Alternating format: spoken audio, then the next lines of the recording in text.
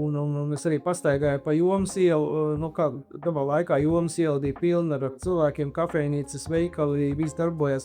Šobrīd tur ir vairāk iznomā, pārdot, tur skatļoki tiek demolēti, tur bruģis drūp, tas, kurš vairākas reizes pārplūns, tev viņš jau tur izdrupuši caurumi.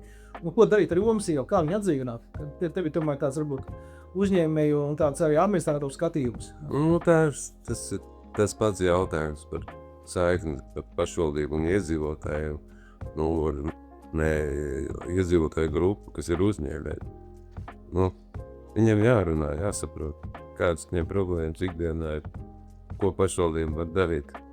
Jomas jau, protams, tas bruķis. Tas tika, ja nemaldos, ap 2000. gada uzlikt. Kurš otrais varbūt?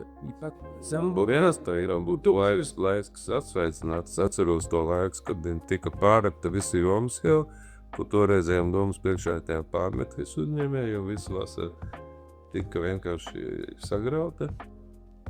Tad Smilgas un laipas, es atceros, deju laipas. Es toreiz strādāju Jūrmālas namsaimniekā, un tad, tas remonts nobeidzās ar to, ka bija Jomas ielas svētki. Un ar Jūrmālas namsaimnieku savas mājas, un mēs gājām pie citiem. Uz Jomas ielas svētkiem nokrāsots pastāsts, lai viss būtu sakopt un līdz.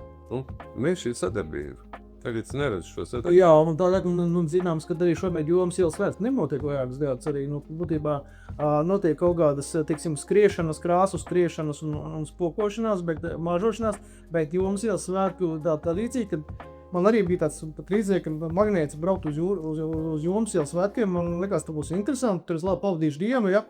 Šobrīd tas nav. To noteikti es pieņemu, ka tas varētu būt viens no, kad būs deputāts un pie vadīgas nākošajā domē, kad gribētu atjaunot tos Jomas ielas svētku.